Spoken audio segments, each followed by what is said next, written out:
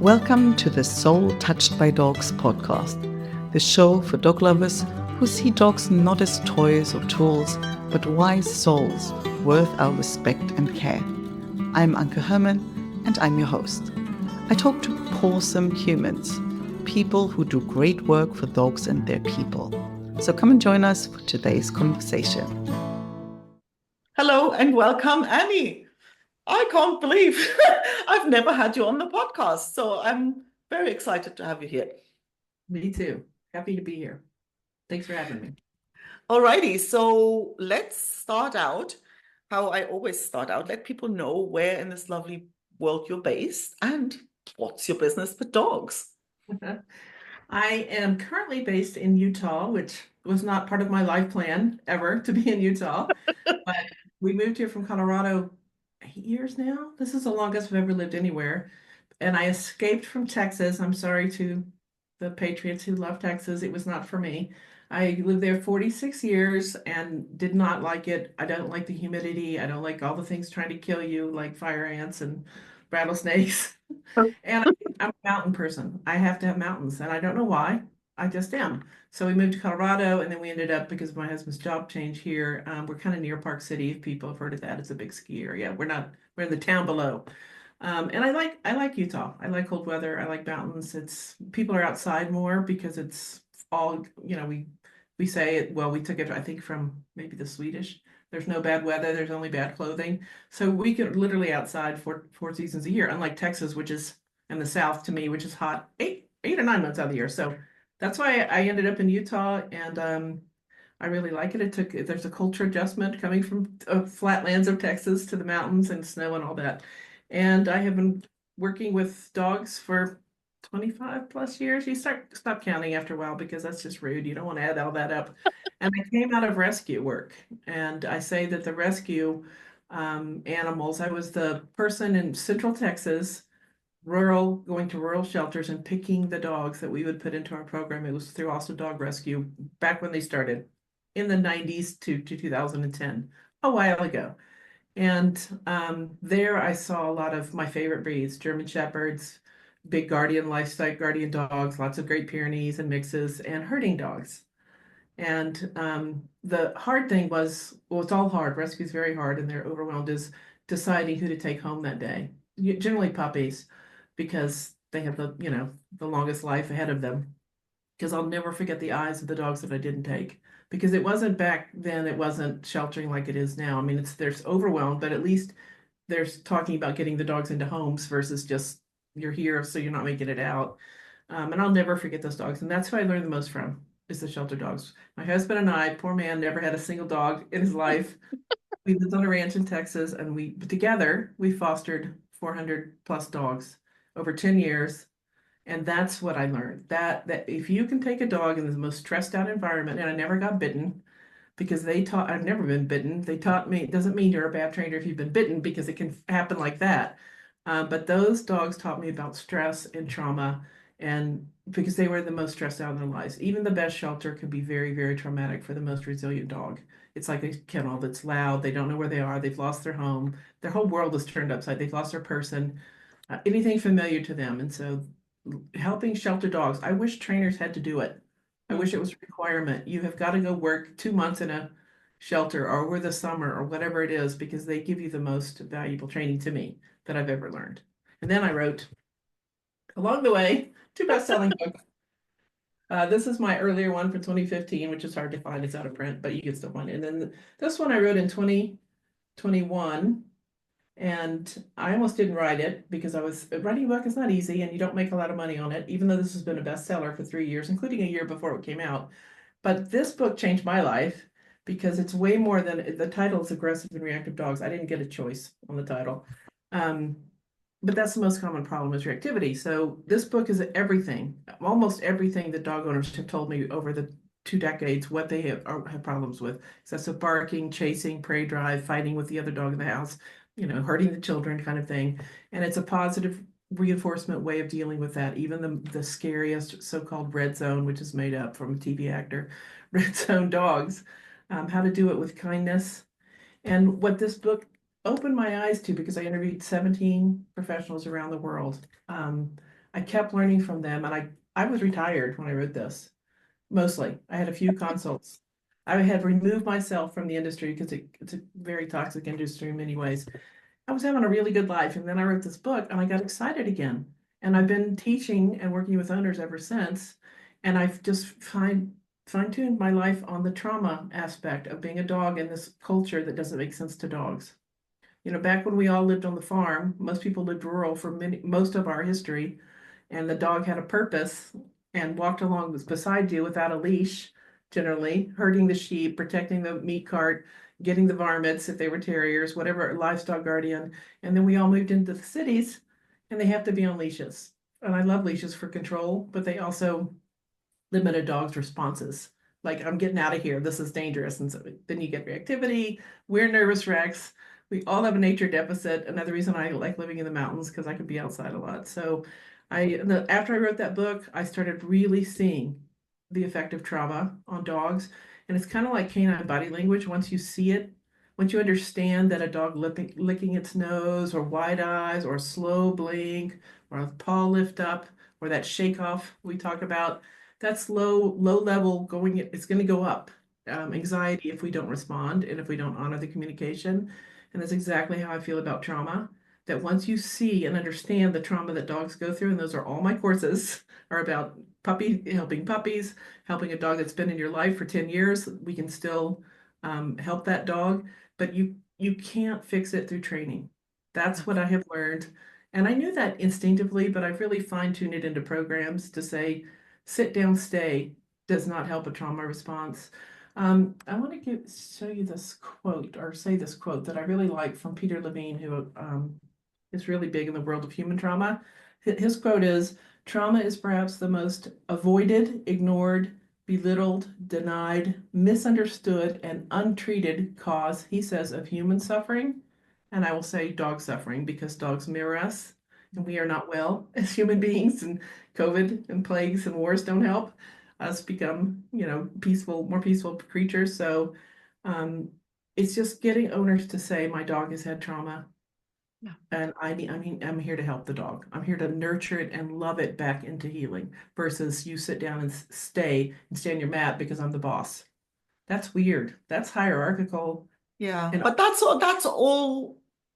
I mean, I remember when my Kai got bitten, like when Leo got bitten, and the other one, came in this like, sort of just barely escaped with his life sort of thing from this guy. And the advice I got, well, obviously from neighbors, but also from local trainers, was always like, you're too nice to the dog. Like you just spoil them and that makes everything worse.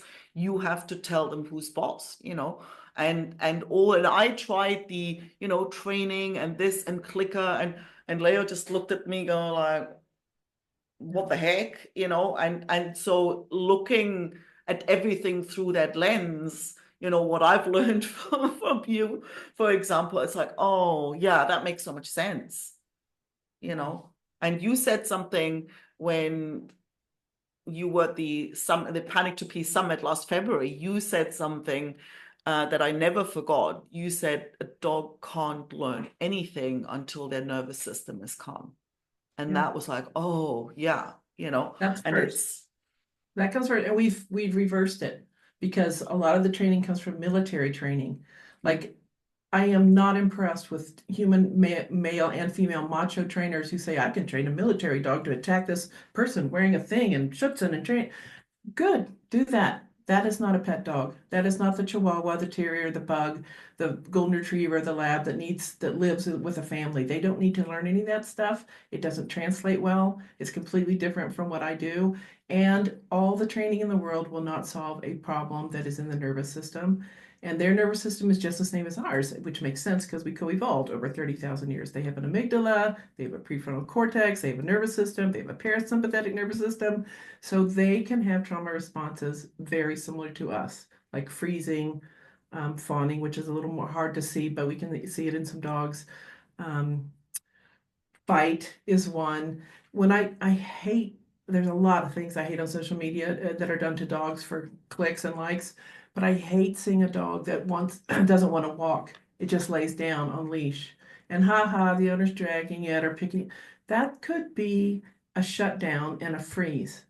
And so something has happened either in that area to that dog, or the smell reminds them of something to potentially. Maybe the dog is hurt, his paw is hurt. Pain is a lot has a lot to do with behavior and impacts behavior. But it's not funny when a dog freezes. It's very serious when a dog freezes. And that's a trauma response. And so often it comes out of the body, where the body, because we haven't healed that. And same with people. You might meet somebody that you have an instant dislike to.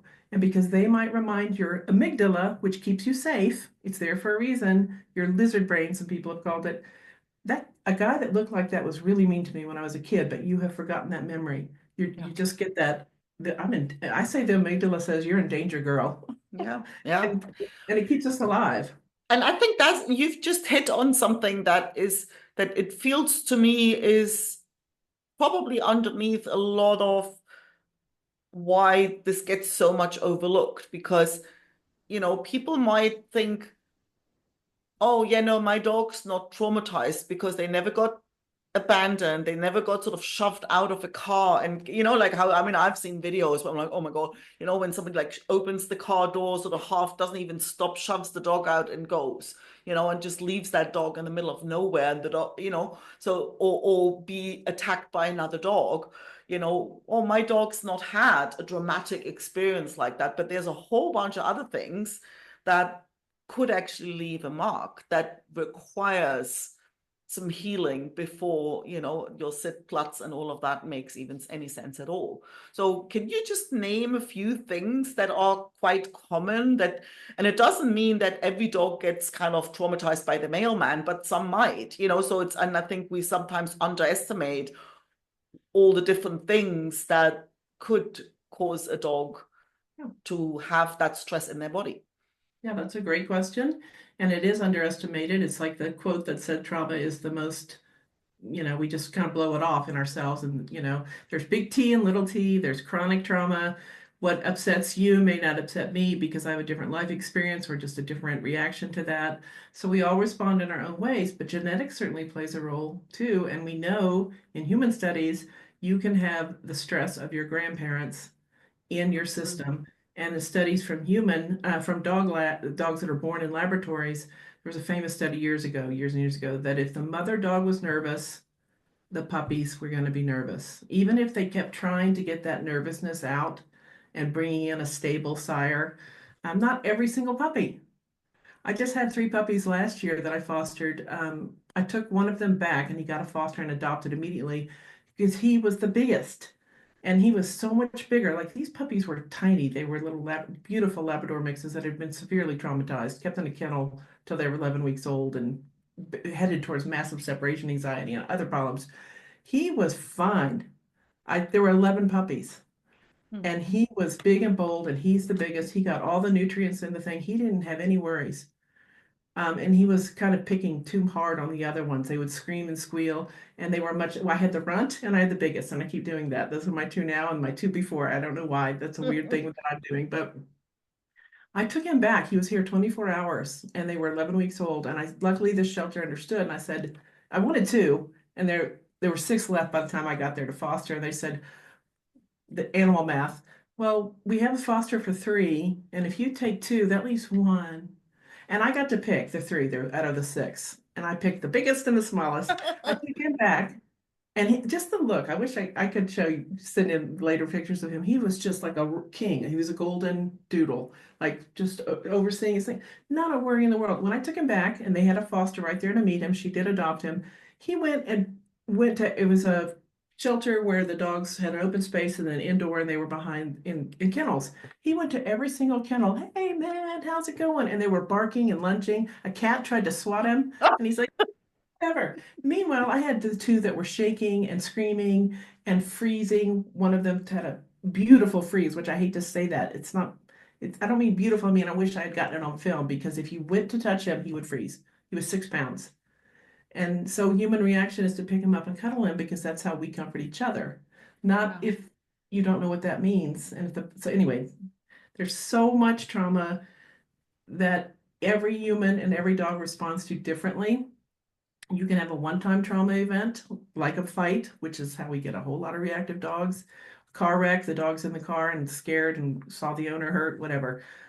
It's more likely that the genetics might be there because a lot of our dogs are genetically whacked out because of our breeding practices.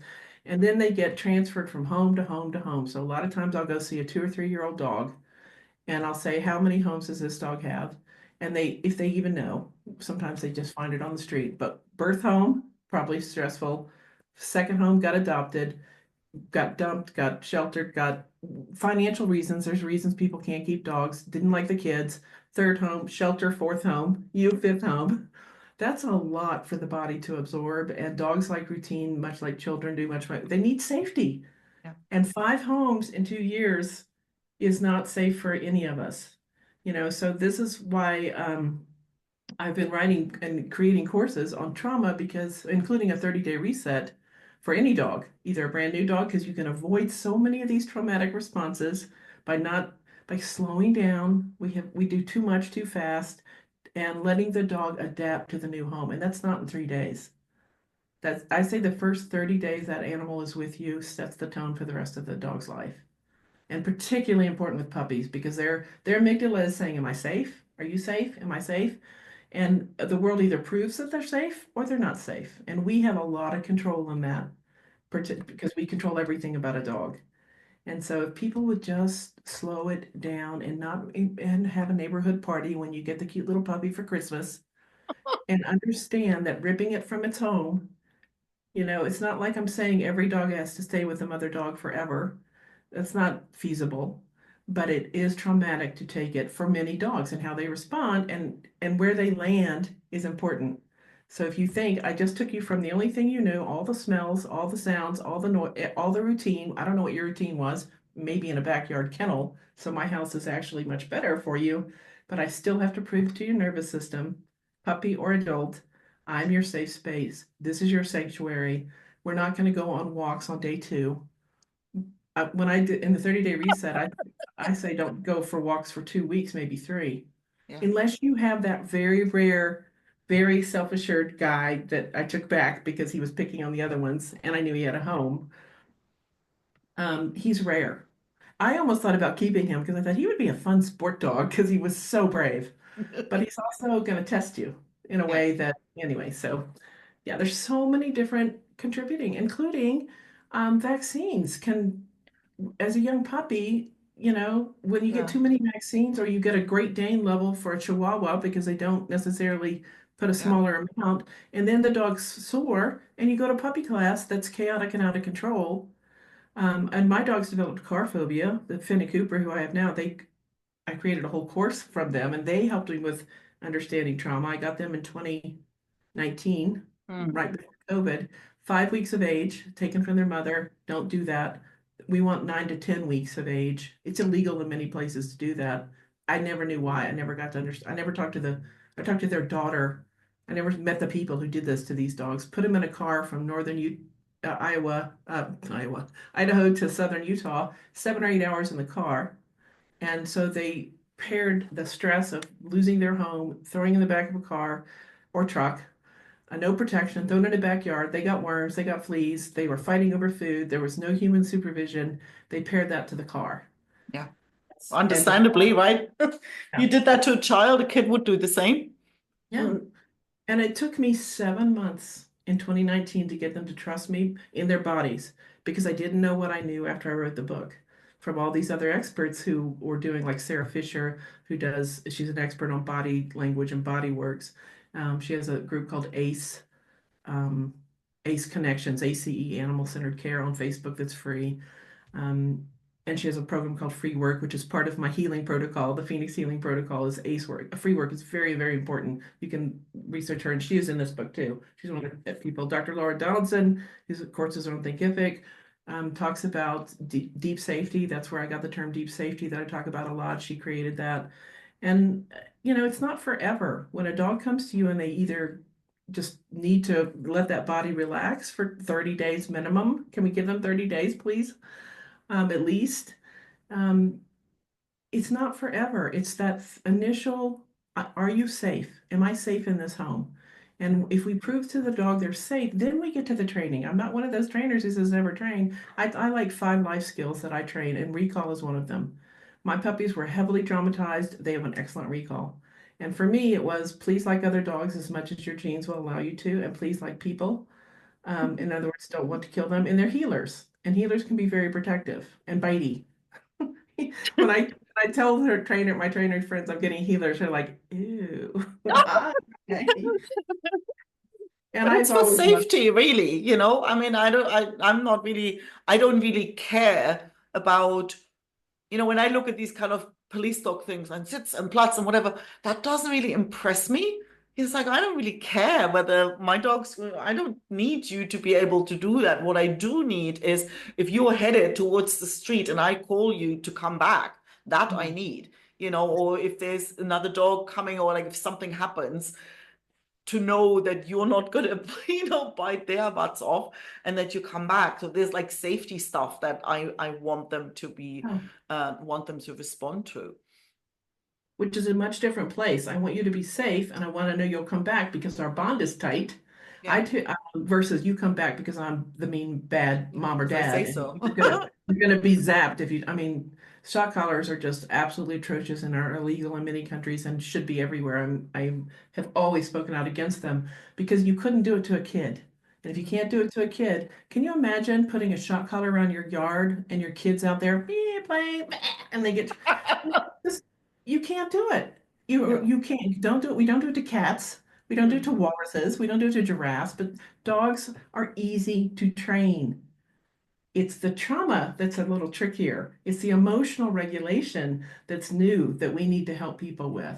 I can train a dog to heel with his neck up like this and to do the. I went to a Schutzhund school. I can train. My dog Finn loves bite work. I can train all the. I can train a downstay. I can do all that. If I hadn't have worked on his trauma and made him feel secure, he would bite. He would Mm. be dead. If I hadn't gotten Finn, who his response to the world is a deep growl and then a bite. And he's put his mouth on me, but he's never bitten down. And I appreciate that. If I push him too far, because that's Yeah. exquisite control. Cooper, his brother, has got more healer genes than him, even though they're full brothers, and Cooper Finn has more border collie and a border collie code, which is very interesting. Cooper is more laid back, but even within Cooper, if he's got some pain. He's the runt, and Finn's the biggest. I have a problem with that. He's got some pain that we haven't been able to diagnose, which is very common. He's 5 years old, and when he is painful or doesn't sleep enough, we interrupt dogs napping. He gets grouchy with his brother and us, and like to just raise a little lip. I'm not mad. I'm like, it's like if you're in a relationship and your spouse just comes home and yells, "Mah!" and you have a loving relationship most of the time, you're like, he's having a bad day, and maybe I could help him instead of, how dare you? I'm going to put a shot collar because you one time yelled at me. A dog should be able to growl. A growl is a precursor to a bite and say, what is happening right now is really distressing to me, so much so that I'm growling. And I say, thank you. I stop whatever's happening. Finn growled at me because he didn't want his front nails clipped when he became a full adult. He was a little, and we did all the puppy stuff. He was fine as a puppy. You could hold him and clip his nails. Acclimate, acclimate, acclimate. Cooperative care. I do a chin thing. Put your head in the chin here. Head him, put your chin in my hand, and then let me do the vet stuff. I did all of that. He got fully mature and growled at me once, a deep guttural growl that said, "Do not touch my front feet." And so many dogs don't like their front feet touched. So instead of saying, "I'm going to drag you to the vet and drug you, I'm going to hold you down, I'm going to muzzle you because I have to do your feet." I mean, it Mm. starts from a health problem. That's confrontational. It's unnecessary. Yeah. It's responding force to force. That doesn't always work well for anyone. So I said, I'll get you a scratch board. He loves it, where he scratches the front and he'll let me do the back. Yeah. That's when he put his teeth on me because Jeff holds him and gives him peanut butter. If he'll eat, if he doesn't eat, we stop. Don't wrap around your head and put peanut butter on it. We're just kind of diverting him. And so we've done the front feet, which he loves. It's a game. And then I'm clipping the back feet. I'm down on the ground and I see this little toenail like this. I'm like, I'm just gonna scooch up in there and do it really fast. That's when it happened. I mean, he already had told me he didn't appreciate it, so we'd moved to the scratch board. But it's sometimes they don't get the outside ones. I picked it up and he jerked out of the collar and growled and did this to with a, I mean, he's 75 pounds. He's very strong. He's one of the strongest bites of any dog I've ever felt in bite work. And I was like, oh my God, I can feel him release it. He made that choice. He had that much control. And he said, stop it. Stop what you're doing. I don't care for it. He didn't bite. I thought it would bruise. It didn't even bruise. To Wow. me, as a dog behaviorist, that is fascinating. Yeah. He didn't go for my face. That's how kids get bitten because they're down there messing with the dog. He said, stop what you're doing with your hand. I'm warning Mm, you. And I said, scratch board, I will never touch your front feet again. yeah. So what I like that's interesting. Like what do you think is the difference between when he was kind of all right with it as a puppy and as a grown up? Is that like what could be the reason for Yeah. that? Or That's a is that great just question. And trainers will tell you, those of us who work in behavior, the most common age is 12 to 24 months that they call us. That's a little bit of adolescence, fully maturing, and they get physically stronger. So they're like, I put up with a puppy, but oh, so it I'm means not. basically I've never liked it, but like now I'm big enough to tell you. Yes. Ah, They well, might that makes even sense. They might even freeze as a puppy, and you're like, oh, he's tolerating it just fine. No, he's frozen Yeah. in fear. And we Oh, can physically, he was this big because he was 5 weeks old. So, it's not that I manhandled him and made him do it, it's just that he didn't struggle. So we yes. think, oh, he can handle it, can't. And then he got big enough, and that happens a lot. And it happens a lot with dogs that fight in between it. The puppy might be, okay, the older dog's okay with the puppy and has a puppy license, even though you're annoying me because I'm grandma over here and you're, grandchild bugging the heck out of me. And then as the dog gets bigger, the older dog might say, I said, stop it. And the bigger dog said, oh, yeah, because he's bigger now. Yeah. I mean, 12 to 24 months is because we see kind of more of the permanent changes in their personality. And that's how we are. We're not the same people, thank Yeah. God, And as we were. teenagers are also like a bit nutty, right? They have teenage brains. Yeah, yeah, Yeah. that makes so much sense. So you've mentioned the 30-day reset, and we're gonna definitely pop that in the show notes. But for people who want to just have a little sniff of like what this is all about, what have you got for them? Yeah. I have to kind of get people thinking about the idea of trauma. I have a 7-day step process that you can get for free, which I'm sure you'll put a link up there. Absolutely. 7 steps to healing. And it talks a lot about some of the bigger topics we're talking about, but in bite-sized pieces.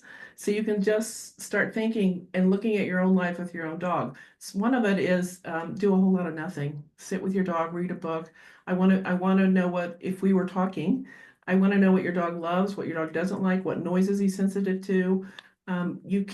You won't know that if the dog's in the crate and you go off to work for 8 hours a day. You need that time with bonding, slowing down, making the house a sanctuary, creating that deep safety that Dr. Laura Donaldson talks about, how to do that. Yeah. Because we don't know. We don't create safety for ourselves very well. And And dogs I think also, that's the thing. It actually works out beneficial for both parties. yeah, So I think I think you could literally take, it's really funny, like you could literally take the 7 steps or the 30-day reset and apply it to yourself and you'd benefit. And you yeah, don't need to have gotten robbed before, right? So it's like you don't need it's some resetting. horrific event. Resetting that, we call it a reset because we're resetting that nervous system. Yeah, So if you take one of them is stop doing what you're doing. If you have an inkling that it's stressing the dog out, you have to know body language. But reactive dogs, we say they're overreacting. No, they're saying I'm uncomfortable. It's really rude to call them reactive. It's like a reactive hysterical woman when the man's beating her or society holds her down. You react, just take your blumps and shut up. So a dog that's reactive, barking, screaming on leash, first of all, the walk starts way before you ever get outside the house. We can't guarantee their safety in public. But most owners just aren't aware of the signs of trauma, like maybe shutting down and not wanting to go out the front door. Is the dog stubborn, or it's terrifying out there, or they're noise sensitive and you're at work all day because you need a camera in your house, which is cheaper than ever, and you don't know that he's barking at every single noise that he hears, and he's exhausted by the time you get home. And then you take him on a walk and he's exhausted, he's trigger stacked, he's on a hair trigger, And this is how humans get into road rage and even murder each other because you're trigger stacked. I mean, there's lots of reasons. I'm not condoning murder by any stretch or road rage, but we've all probably done road rage because we've been pushed and pushed and pushed and pushed, and then it's a final thing. So you take it on a walk and he sees a dog, and a reactive dog is big. Rah, rah, rah, rah, rah, rah, get away, because they're like, I am in danger. That's the amygdala. You're in danger, girl. You might die. If Yeah. you've ever seen or heard a dog fight among dogs that are leashed or a stray comes bolting out at you, it's terrifying. Your heart rate will increase. You'll probably scream. You'll stick your hand in there and probably get bitten. That's how most of my clients get bitten because your dog could literally die. They go for the neck. They, even if there's sometimes they'll fight and scream and they'll break up and there's just slobber. They didn't, it's like Finn. They chose not to, or for whatever reason, they didn't wound the other person, but the body doesn't know. The threat is the And same. the stress is still there because that's what happened to Leo. Like Leo, like looking at back, what happened when he got bitten at 11 months old, it was exactly that. Like he'd been like, oh, I'm cute and you know it. Like, and he'd be kind of goofy with everyone. And that dog was probably like, no, you're not, you know? And he did bite him, but just like a little bit. And the vet said, nah, that dog didn't really want to do anything. If he had wanted, this dog would be dead. So the other dog had actually, but that wasn't Leo's reaction. He behaved as if he like been killed. Even like the day when I took him to the vet, because that whole thing happened at night, and then I had to kind of wait till the morning, and he was screeching. The vet they couldn't hold, like they kind of needed three, and they actually needed to sedate him to even look at what's going on, and then he did not ever like big male dogs in confined spaces after that. So he certainly did not perceive it as, oh, he didn't really bite me. He literally perceived it as like, okay, I almost got killed here, you know? And that's the amygdala keeping you safe. So Yeah. then the amygdala is like, you're in danger from that dog and that dog and that noise and that noise and that skateboard. And that person looked at you funny, and it just keeps building and building and building. So often anxiety will start with a noise phobia. We know that that's shooting through the roof. There's a study that said it's up 300% and since COVID, for a variety of reasons, but also natural disasters. I mean, those divorces, moving, grandma moves into the house and she has dementia, so she's moving weird and talking weird, or you have a baby and we didn't act. I mean, all of our human stuff, including putting them in a car. More dogs have car anxiety than people are aware of, I believe. I know that's true. All of that can build up. And so, first of all, they are worried about the mailman coming to the door, the UPS guy, and then they're jacked up from that. So they go on a walk, and then one incident like that, or a growl, or they're trapped by our leashes, which we just, it's like, let's create reactive dogs as a society. We've done Yeah. that very, very well. And even when I think about rescue work, the dogs that I rescued, 1990 to 2010, till I completely burned out and was exhausted, they were a different genetic makeup than the dogs today. The first part of this book, the first two chapters is why. Why are dogs so? Why are bites through the roof? Why are people being mauled to death in dogs? Google dog maulings. It used to be so rare. It's still very rare because they have exquisite control, many of them, but every animal can be pushed to defend itself. Yeah. And that's what we've done to dogs, is we're saying, I'm leashed, you're not my safe space, and here comes this big bad dog that's going to kill me. And then it transfers to the little dog and that dog, and then even the collar, the metal collars on a um, tags. I say, don't get metal. That becomes the clanging. One, it hurts their ears because they're so sensitive, can. And two, that's the cue. When I Mhm. start working with reactive dogs, I help them acclimate to the metal clinging, Wow. the I mean, noise. that's the stuff that I find fascinating because there's the kind of detail that you wouldn't even think about, Yeah. so that's why yeah, definitely, if you're listening and there's like, oh my God, that would explain a few things, or maybe like definitely start with the 7 steps and do yourself and your dog a favor and grab the 30-day reset because it literally will change your dog's life, and your relationship. And I feel so strongly about it that I've created an off Facebook community because I don't like Facebook for a variety of reasons, including them killing groups off just for their algorithm is strange. And it's called the Canine Trauma Clinic, and it's a private community. It's a paid membership because that enables me to keep creating courses and writing books. Absolutely. We keep it as low as we can possibly keep it. And if you join the VIP, you get all my courses. So if you have a puppy, you can start from puppy and grow through the dog. And I walk through the courses in the VIP section live and answer questions, and you send videos. So it's a way for me to help hundreds of dog owners in a group setting where people understand because they have the same problem or they're learning about it, versus one-on-one, which is also why I wrote books, because I reach thousands and thousands of people versus there's only one of me. That's the thing. A day only has 24 hours. So there's that little tight limit to capacity. So it's this, and you still get the person, like you can still get Annie's eyes on your, like, what's going on with my dog, right? So it's the win-win-win situation. So I'll obviously pop the link in the show notes below the video and wherever you're watching. So it'll be right below, and grab yourself a copy. And yeah, let's just slow down a little bit. So, And it's also for people who've tried it all. I've tried the shock collar, that made my relationship worse. I've tried spraying with a water bottle. I've tried this trainer. I've tried that trainer, because you can get 4-3 trainers who are not behaviorists and they don't know how to heal the trauma. They can do a beautiful heal, but the healing your dog past something it's terrified of does nothing for the dog. It does something for you because you're not being pulled down the street and you feel like we have control. Humans want to feel like we have control. Yeah. But without connection, it means nothing. Yeah. Without healing the trauma, and then you do all the training you want. Yeah. Like I have gotten so deep into trauma, and I'm working with puppies again recently, that I forgot I like training. I put so much training on my other dogs because that was my focus. Like they had all the titles, and they have the therapy dog, sit downs. Oh, look, they can sit on a blanket for 5 minutes. I don't care anymore. Because my dogs were so traumatized, I needed to help them. But now that my dogs are 5, now they can go in the car. They helped me write that car phobia course. That dogs don't understand. They're like your mentors, right?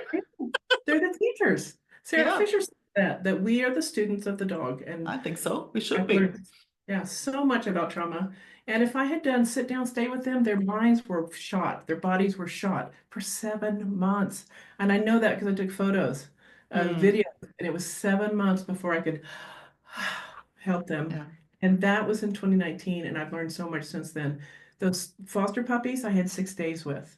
And in 6 days, their coats relaxed. Yeah. Wow. So, I mean, that's good news too, to know that it doesn't have to take forever, but you just can't rush it, you know? yeah. Yeah. So thank you so much. Yeah, I think we could talk about this forever, because I find it fascinating. Would have been through all of this with these two. So it feels like, oh my God, like I wish I'd known you a few years earlier. But you know, second best time is now. So here we are. Thank you for coming. And I can't wait to have you back. Thank you. Thank you for your podcast and everything you're doing for dogs. Thank you. Thanks so much for listening. If you enjoyed the episode, don't forget to subscribe and leave a review so other dog lovers can find the show. If you haven't already, head over to soultouchedbydogs.com and sign up for weekly doggy cuteness, tips, recommendations, and personal stories to warm your dog-loving heart. And if you know a awesome human you think I should interview, I'd love an introduction. Email me at Anke, that's ANKE, @soultouchedbydogs.com.